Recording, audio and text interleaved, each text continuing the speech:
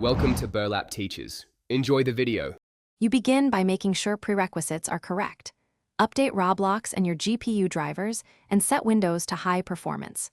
Once done, close overlays such as Discord and GeForce Experience because they often force frame limits. You also open Roblox Studio or the app and navigate to settings. Make sure VSync is off in-game and double-check your Windows refresh rate matches your monitor's rated HC. Mismatches can reintroduce caps. Now you're ready for the deeper configuration steps. You now apply the complex changes.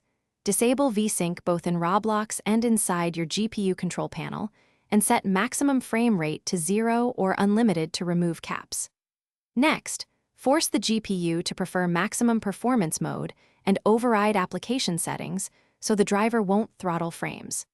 You can edit Roblox launch arguments or options cache to include FPS cap 0 when present. Make sure your monitor's refresh rate and resolution are consistent, because once driver and app agree, the uncapped frame output follows reliably. You finish by restarting and testing a controlled scene with an FPS counter like MSI Afterburner to confirm uncapped output.